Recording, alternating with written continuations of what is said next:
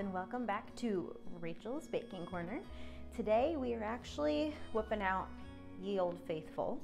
This is my first ever cookbook and it is ancient. I have had this since I was 11 years old. This was the first cookbook I was ever gifted by my grandma, and it has some really good recipes in it. It's Betty Crocker, so like, what do you expect?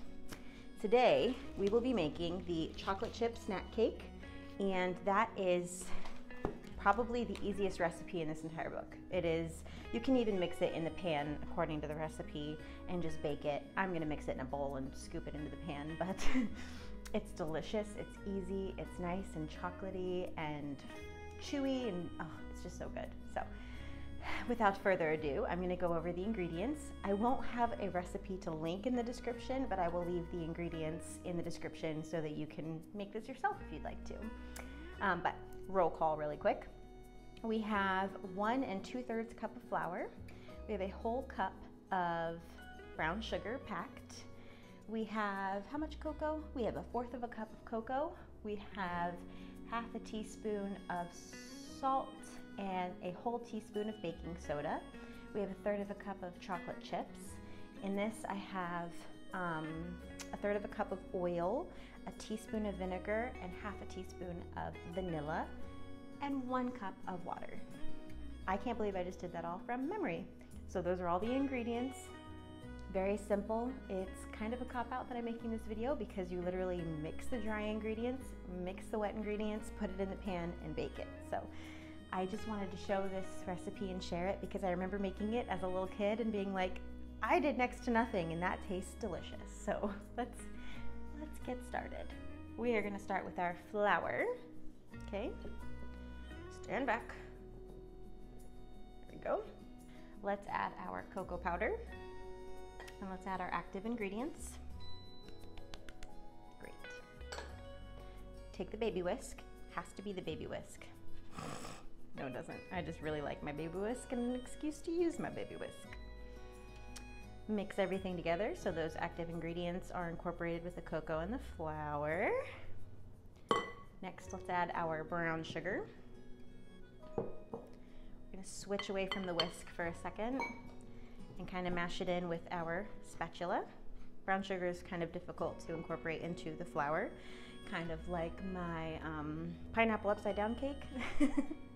Where I put the brown sugar in with the dry ingredients like a total rookie, and I'm like, why isn't this mixing properly? And then I remembered, because brown sugar doesn't belong with dry ingredients. Live and learn, my friends. You live and learn. Looks good enough here. Still got some clumps, but that's okay because once we start incorporating these wet ingredients, it will combine together really well. So we have our oil, our vinegar, and our vanilla. Now, don't ask me why there's vinegar in this recipe. I have no idea. Probably something scientific, and why the cake rises. Probably needs an acid of some kind. I don't know. This cake doesn't even require eggs. I don't know. It's like magic, but I'm not mad about it at all. Now, just like in any recipe, you probably want to avoid adding the chocolate chips until the very end to help avoid difficulty mixing everything together, lumps and clumps and gross. It's a very interesting sound it's making. Oh, it's because it's the vinegar and the, oh, science! The vinegar and the baking soda is active and doing its thing, so I should probably hurry. I don't know. I mean, I made this as an 11-year-old. I can't imagine I can make all that many mistakes. Now in the recipe, it literally says that you mix this in the prepared pan and then put it in the oven. I have done that, but it just feels kind of sacrilegious to me, so I'm not doing that today. We're gonna pour it into our prepared pan. I am using a disposable pan today, and that's because I'm taking this to a family gathering, so I don't wanna have to worry about bringing a pan home. So this is just a 8x8 brownie pan. I greased it with some cooking oil. All right, and that filled up the pan right at halfway, so that's awesome. I almost forgot, you need 3 tablespoons of granulated sugar to go on top. So we're gonna do that part now. We take our chocolate chips and we sprinkle them along the top. Now, I am an honest person and I will tell you, instead of 1/3 of chocolate chips, I went with 1/2 of a cup, but that's just because I know my family and myself, and we like a lot of chocolate chips. These are mini chocolate chips, and they are a mixture of semi-sweet and dark chocolate. I use a stevia sweetened chocolate chip just because it makes me feel a little bit better about eating them. And they taste really, really good. What's really unique about this recipe is that the cake is gonna puff up around the chocolate chips and they're going to sink into the cake. And this granulated sugar is gonna add for this really beautiful crispy top, almost caramelized top. And it's like it decorates itself in a way. It looks light and crispy and crackly, and then you've got like melted chocolate in there, and then you bite into it and you get all those different textures, and it's just a lot of fun. So I think it's a really easy recipe, but it's also kind of foolproof because it decorates itself and adds a lot of really good textural elements. And I haven't really seen this in a lot of other recipes, and I think that's really cool. All right, perfect. We're going to take a close-up, put it in the oven, 350 degrees for 35 to 40 minutes until it is springy and a toothpick comes out clean, so long as you don't poke a chocolate chip.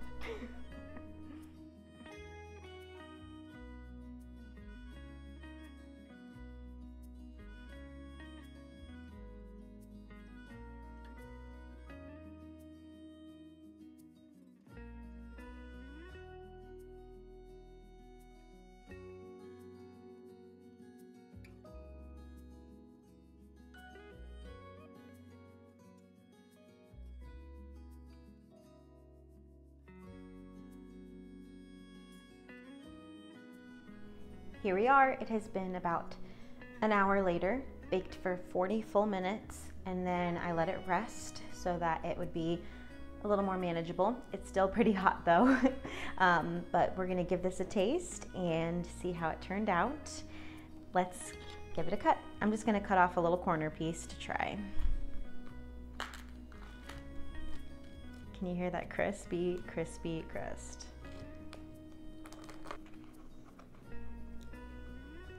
Perfect.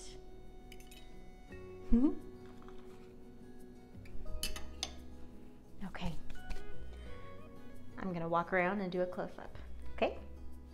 Let's give it a taste.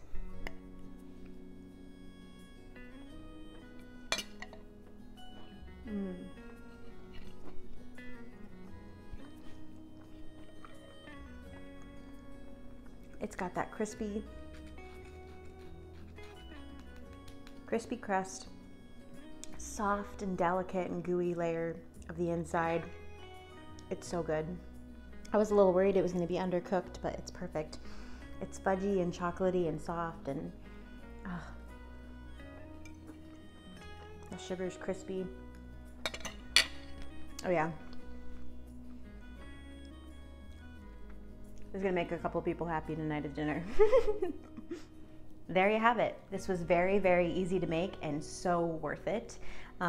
You've got that soft and delicate center with that crispy, crunchy crust. This is definitely a very pleasing recipe. It's very easy. You just throw it together, put it in the oven. The hardest part is waiting 40 minutes for it to bake because you smell your whole house and it turns all chocolatey and delicious and you're so excited to eat it. So thank you so much for watching. Please like this video. Comment what recipes you'd like to see me try next, and please subscribe. Thanks for watching and have a good day. Bye. See you later. Bye.